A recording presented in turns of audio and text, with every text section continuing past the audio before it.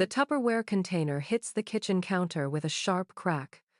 Sarah's face is already twisted with rage. I specifically told you not to bring food over here anymore, Linda. I stare at the chocolate chip cookies I spent 3 hours making this morning. My hands are still dusted with flour. They're just cookies, Sarah. Tommy loves. That's exactly the problem. She slams her palm down next to the container. You undermine everything I do as his mother. Here we go again. The same fight we've had a dozen times, but something feels different today. Sharper. More final. I was just trying to help. My voice sounds small in their gleaming kitchen. Everything here is white and sterile. Nothing like the warm chaos of the home where I raised David. Help? Sarah laughs, but there's no humor in it. You show up unannounced. You bring food when I'm trying to teach him healthy eating habits. You let him stay up past bedtime when you babysit. Sarah, please. You bought him that drum set without asking. You told him he could get a puppy. You promised him a trip to Disney World. Each accusation hits like a slap. I grip the edge of the granite countertop. I'm his grandmother. I'm allowed to spoil him a little. Number. Her voice drops to a deadly whisper. You're not. The words hang between us like a blade. Where's David? He should be home from work by now. He should be here, defending me, explaining that this is what grandmothers do. But the driveway was empty when I pulled up. Sarah, let's talk about this when we've both calmed down. I am calm. She crosses her arms. I've been thinking about this for months. The constant interference. The way you make me feel like I'm failing as a mother in my own home. My throat tightens. I never meant to make you feel that way. But you did. Her eyes are cold as winter. Every single time you walk through that door, you make it clear that nothing I do is good enough. Footsteps thunder down the hallway. Tommy bursts into the kitchen, his Spider-Man pajamas wrinkled, dark hair sticking up in every direction. Grandma Linda! He launches himself at my legs. Did you bring cookies? The joy in his voice breaks my heart. This beautiful boy with David's eyes and my stubborn chin. At 3 years old, he's the light of my life. I did, sweetheart. I ruffle his hair, breathing in that perfect little boy smell of shampoo and mischief. Sarah's face hardens. Tommy, go back to your room. But Grandma just got here. His lower lip juts out in a pout that reminds me so much of David at that age. Now, Tommy. Sarah, I start, but she cuts me off with a look that could freeze blood. This is exactly what I'm talking about. He comes running to you instead of respecting what I just told him. He's excited to see me. That's normal. What's normal is children listening to their parents. She turns to Tommy. Upstairs. Now. Tommy's eyes fill with tears. He looks between Sarah and me, confused by the tension crackling in the air. Go on, baby, I whisper. Grandma will see you later. Will I? The doubt creeps in like poison. Tommy trudges toward the stairs, his little shoulders slumped in defeat. Each step feels like a nail in my coffin. Sarah waits until we hear his bedroom door close. Then she turns on me with the fury of a woman who's been holding back for too long. I want you to leave. Sarah, not just today. I want you to leave and not come back. The words hit me like a physical blow. I actually stagger backward. What? You heard me. She moves closer, her voice rising with each word. I'm done with this. I'm done with you making me feel like a stranger in my own home. I'm done with my son loving you more than he respects me. That's not true. Isn't it? She's shouting now. When he's hurt, he wants Grandma Linda. When he's excited, he wants Grandma Linda. When he gets in trouble, he asks if Grandma Linda would be mad at him. Tears sting my eyes. Sarah, please. We can work this out. Number. She points toward the front door like she's banishing a demon. We can't, and we won't. I want you gone. Tonight. And I don't want you coming back. The kitchen tilts around me. You can't be serious. Do I look like I'm joking? She doesn't. Her face is stone. Final. Where's David? My voice cracks. David needs to hear this. David will understand. He'll support me because I'm his wife, and Tommy is our son, not yours. The truth of those words cuts deep. Tommy isn't mine. No matter how much I love him, no matter how much he means to me, he belongs to them. But that doesn't make this hurt any less. Sarah, I'm sorry if I overstepped. I never meant to. I don't want your apology. She opens the front door. Cold evening air rushes in. I want you gone. My legs feel like water, but I force myself to move. At the bottom of the stairs, I pause. Can I at least say goodbye to Tommy? Number. The single word is a door slamming shut. I climb the stairs on unsteady legs. In the guest room, where I've stayed so many weekends, my overnight bag sits open on the bed. My reading glasses on the nightstand. The romance novel I was halfway through. Evidence of a life that apparently no longer exists. My hands shake as I fold my clothes. A sweater David bought me for Christmas. The slippers Tommy picked out because they had kittens on them. Each item feels like I'm packing away pieces of my heart. Grandma? Tommy's voice drifts through the wall. Grandma, don't go. He's crying. My sweet boy is crying, and I can't comfort him. Sarah won't let me. I drop the sweater I'm holding. It pools on the floor like surrender. Grandma! The crying gets louder, more desperate. Please don't go. Before I can stop myself, I'm in the hallway, moving toward his room, toward that heartbroken voice that's calling for me. Sarah appears at the top of the stairs like a sentry. Number. He's crying. He needs to learn that actions have consequences. She blocks my path to Tommy's room. Your actions, your consequences. Sarah, please. He doesn't understand what's happening. Then explain it to him from your car. The hallway stretches between us like a chasm. On one side, my daughter-in-law with her righteous anger and her final ultimatum. On the other side, my grandson's door, closed tight, with his muffled sobs bleeding through the wood. Tommy, sweetie, I call out, my voice breaking. Grandma has to go now, but I want to show you my new drawing. His voice is thick with tears. I made it for you. Sarah steps closer. Her voice drops to a whisper so Tommy can't hear. Walk away, Linda, or I swear I'll make sure you never see him again. The threat hangs in the air like smoke. She means it. I can see it in her eyes. I back toward the guest room, tears streaming down my face. Tommy, I love you, baby. I love you so much. Silence. The crying stops so abruptly it makes my skin crawl, like someone threw a switch and turned off all the sound in the house. Tommy? I call. Nothing. The silence is worse than the crying. It's empty and wrong and terrifying. I grab my bag and stumble downstairs. Sarah follows, watching me like I might steal the furniture on my way out.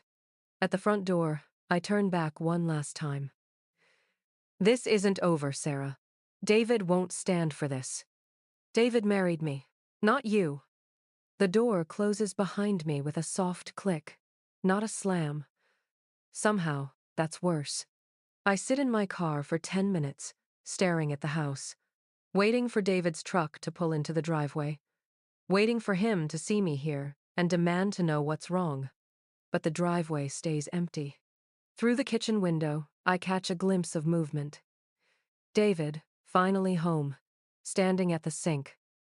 I wave, desperate for him to see me, to come outside and fix this nightmare. He looks right at me and turns away. That was the last time I heard my grandson's voice for 2 weeks, and I had no idea it might be the last time I'd ever hear it again. The phone rings 12 times before going to voicemail. Again. David, it's Mom. Please call me back. I stare at my phone screen, willing it to light up with his name.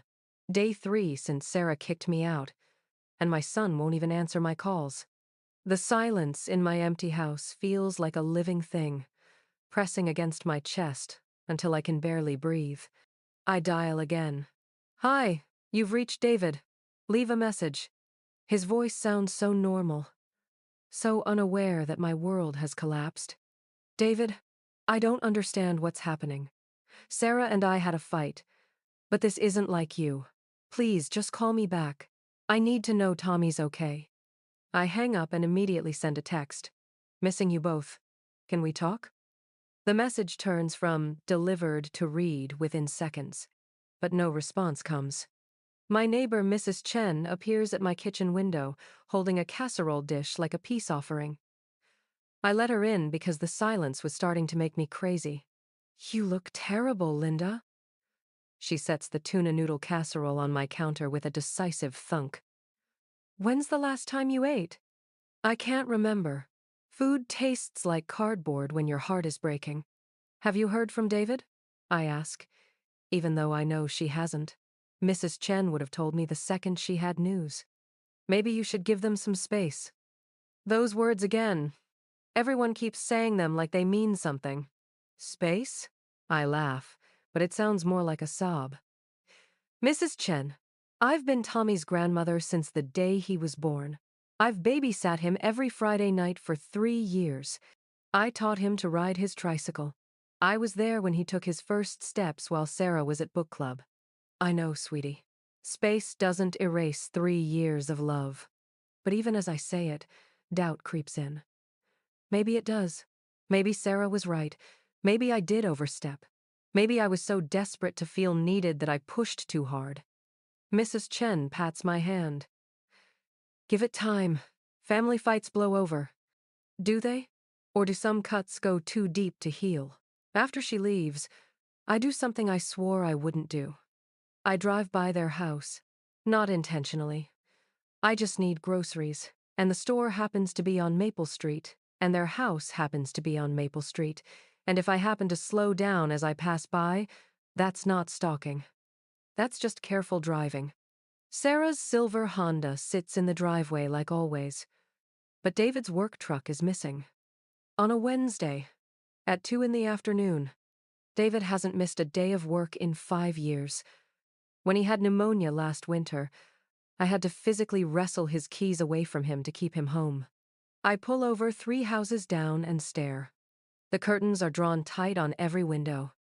Even Tommy's room upstairs, where he usually has his superhero curtains open so he can watch for birds. The house looks abandoned, closed off, like nobody lives there anymore. My phone buzzes. For a wild second, I think it's David. It's a spam call about my car warranty. I drive home and call David's office. Peterson Construction. This is Melissa. Hi, Melissa. It's Linda Morrison, David's mother. Is he available? A pause. Too long. Oh, hi, Mrs. Morrison. David's not in today. Is he sick? My heart pounds. Did something happen? No, nothing like that. He's just taking some personal time. Personal time? David thinks personal time is a luxury for people who don't have mortgages. How long has he been out? Another pause. About a week now. A week. He's been out of work for a week, and I'm just finding out now. Melissa, this is really important. Did he say when he'd be back?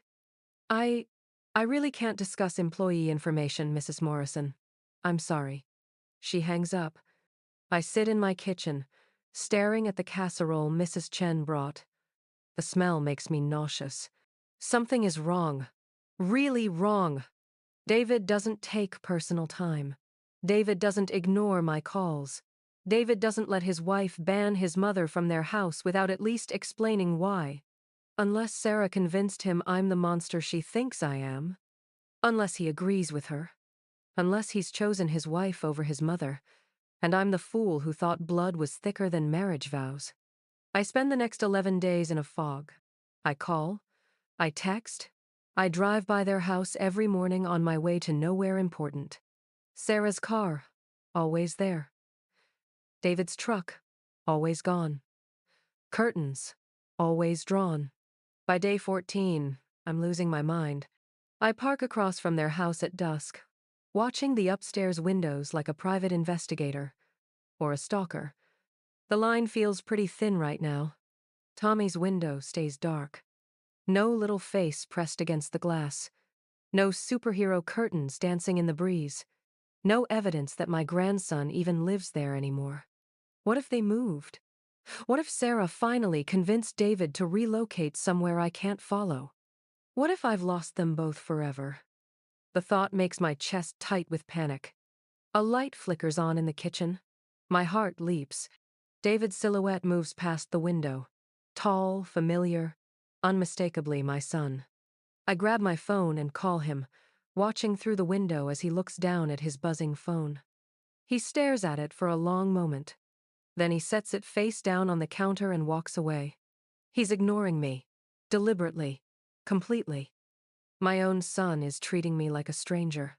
I sit in that car until full dark, hoping to see Tommy's face in his bedroom window, hoping to see some sign that life is normal in that house.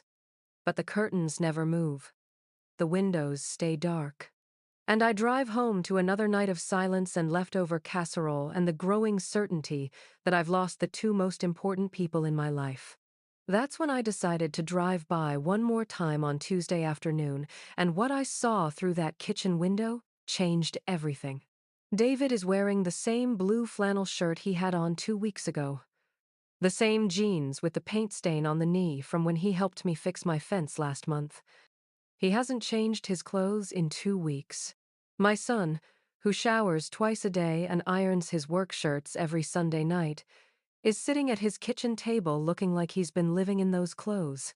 Something is very, very wrong. I park across the street, my hands gripping the steering wheel so tight my knuckles have gone white. Through their kitchen window, I can see David hunched over the table, his head buried in his hands like he's carrying the weight of the world. Sarah paces behind him, holding what looks like a suitcase, not a small overnight bag, a real suitcase. The kind you pack when you're not coming back. But where's Tommy? I scan the kitchen, looking for any sign of my grandson. His dinosaur cup isn't on the counter. His booster seat isn't pulled up to the table. And his high chair, the one he insists on using even though he's really too big for it, is pushed against the wall like it hasn't been touched in days. My chest tightens with panic. I need to get closer. I slip out of my car and creep across their perfectly manicured lawn. The neighbors probably think I've lost my mind, but I don't care. I need to know what's happening to my family. The kitchen window is just above the flower bed Sarah planted last spring. I duck behind the hydrangeas and peer through the glass. David is crying. My strong, stoic son, who hasn't cried since his father's funeral, is sobbing like his heart is breaking. His shoulders shake with each breath. Sarah stops pacing and slams the suitcase down on the counter. The sound makes David flinch. "We can't keep doing this," she hisses. I press closer to the window, my breath fogging the glass. I can barely make out their voices through the glass, but the desperation in Sarah's tone is unmistakable. "Can't keep lying," she says, gesturing wildly toward the ceiling. Toward Tommy's room upstairs. David lifts his head. His face is red and blotchy, eyes swollen from crying. "I don't know how to." His voice cracks, and I lose the rest. Sarah throws her hands up in frustration. "I have to tell her." "Tell her what? Tell who?" "Tell me." My heart pounds so hard I'm sure they can hear it through the window. What are they hiding? What happened that's so terrible they've been avoiding me for 2 weeks? I shift to get a better angle, and that's when I notice the backyard. Tommy's sandbox sits in the corner by the fence, untouched. The sand is smooth as glass, perfectly level, without a single footprint or toy car track. That's impossible.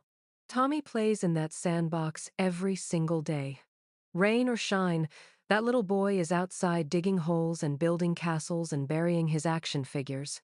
The sandbox should be chaos, hills and tunnels and the remnants of yesterday's adventures.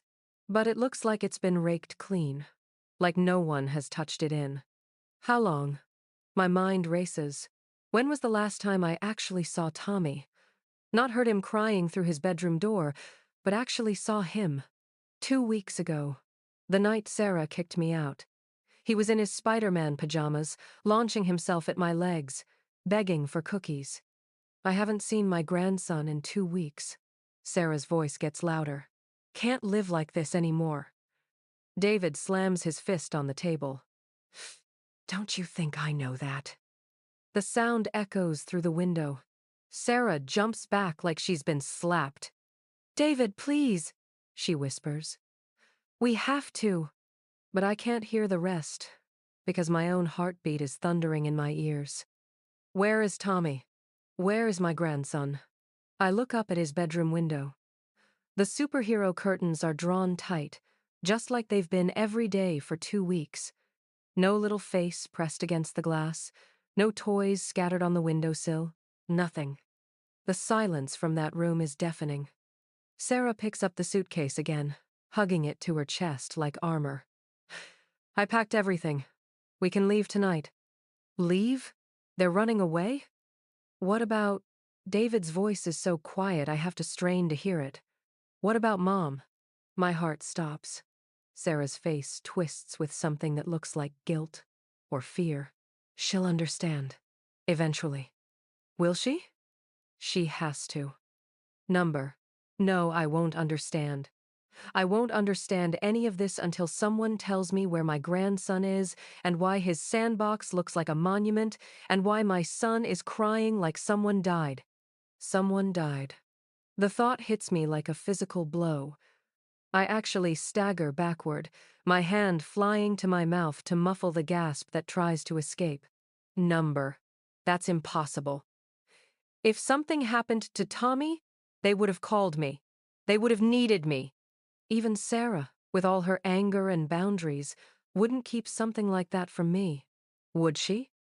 I press my face back to the window, desperate to see more, to hear more, to understand what nightmare I've stumbled into. David stands up from the table, and for the first time I can see him clearly. He's lost weight. His cheeks are hollow, his eyes sunken. He looks like he hasn't slept in weeks. He looks like a man haunted by something unspeakable. Sarah moves toward him, reaching out like she wants to comfort him, but he pulls away. I can't do this, he whispers. I can't pretend anymore. You have to. We agreed. I know what we agreed, but nothing. Sarah's voice turned sharp. It's too late to change our minds now. Too late for what? I'm shaking so hard I can barely keep my grip on the windowsill. My breath is coming in short, panicked gasps that fog the glass and make it harder to see. But I have to keep watching. I have to know. Sarah gestures toward the ceiling again. What's done is done. We can't bring him. She stops mid-sentence. The blood drains from her face. She's looking directly at me. Our eyes meet through the glass, and for a split second, the world stops spinning. Sarah's mouth opens in a silent scream. The suitcase tumbles from her hands and crashes to the floor. But the expression on her face isn't anger or surprise. It's pure, cold terror. The back door flies open before I can move, before I can run, before I can pretend I wasn't spying through their window like some desperate old woman.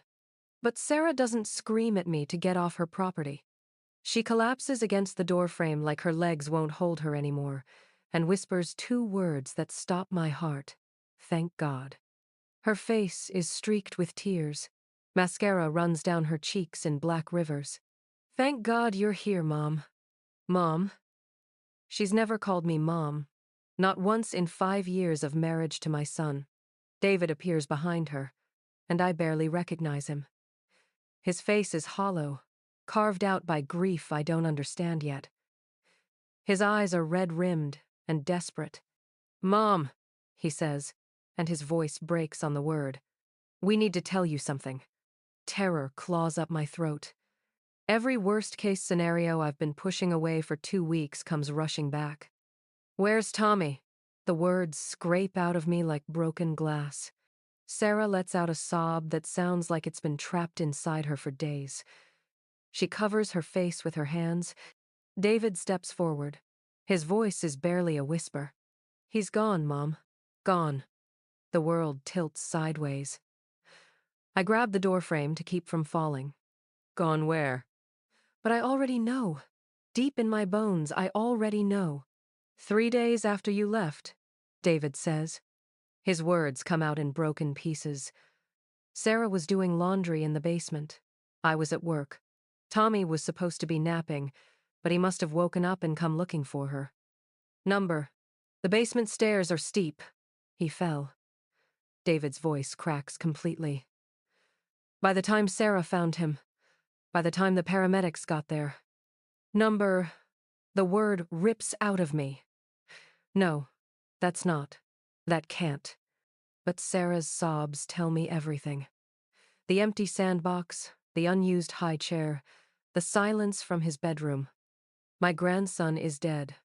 My beautiful, bright 3-year-old grandson is dead, and they've been living with this nightmare alone for 2 weeks. Why didn't you call me? I'm screaming now, I think. Or maybe whispering. I can't tell anymore. Why didn't you tell me? Sarah looks up from her hands. Her face is destroyed by grief. Because it's my fault, she chokes out. I wasn't watching him close enough. I let him out of my sight for 5 minutes to switch the laundry, and he... She can't finish. You would have blamed me, she whispers. You would have said I was a terrible mother, that if I'd just accepted your help instead of pushing you away. The accusation hits me like a slap, because part of me, a small, terrible part of me, does wonder if this would have happened if I'd been there, if I hadn't been banished from their house. If I'd been upstairs with Tommy while Sarah did laundry. But looking at her now, broken and bleeding with guilt, I can't hold on to that thought. Oh, sweetheart. I reach for her, and she falls into my arms like a child. Oh, my poor girl. We stand there in the doorway, holding each other and crying for the little boy who used to launch himself at my legs and beg for cookies. The little boy who called me Grandma Linda in a voice full of joy. David wraps his arms around both of us, and for the first time in 2 weeks, we're a family again. Broken and grieving, but together. We couldn't face it, David says into my hair. We couldn't face the funeral, the questions, telling people. So we just didn't. The coroner said we had time to make arrangements, Sarah adds. But every day that passed made it harder. We were going to leave town, start over somewhere nobody knew us. I pull back to look at them both. You were going to disappear? Without telling me my grandson was dead? The shame on their faces is answer enough. I'm sorry, Sarah whispers. I was so scared you'd hate me, that you'd blame me for failing to protect him. Sarah, I take her face in my hands. Listen to me. This was an accident. A horrible, terrible accident. You didn't fail anyone.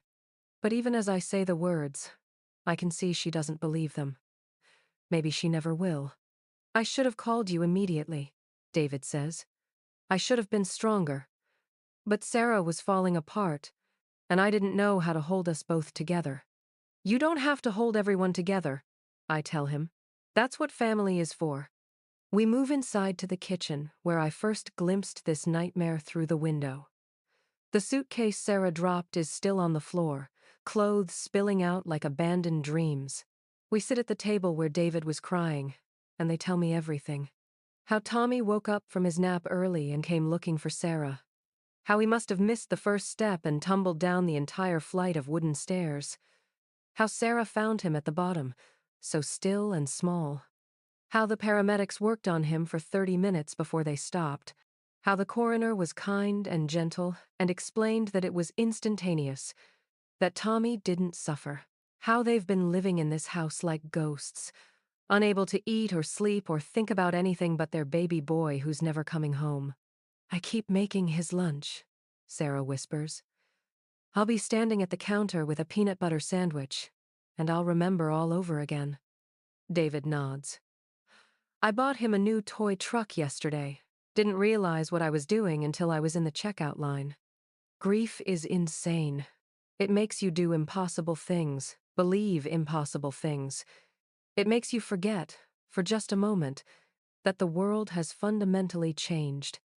Can I see his room? I ask. They exchange a look. We haven't. We haven't touched anything, David says. I can't go in there, Sarah adds. I haven't been able to since. I understand. But I need to see. I need to say goodbye. We climb the stairs together. The same stairs I climbed 2 weeks ago when I packed my bag in defeat. The same hallway where Sarah blocked my path to Tommy's room. Now she opens his door with shaking hands. The room is exactly as he left it. Toy cars scattered across the carpet. His favorite stuffed dinosaur on the unmade bed. Crayons and paper on his little table. A half-finished drawing of what looks like our family stick figures holding hands under a yellow sundae. He was drawing us. Even after I was banished from the house, he was still drawing us as a family. I sink to my knees on his superhero rug and let the grief consume me. Sarah and David kneel beside me, and we cry together in that room that still smells like little boy's shampoo and adventure. What happens now? I ask when we can breathe again. I don't know, David admits. We have to make arrangements. Call people. Face reality. We do it together, I say firmly.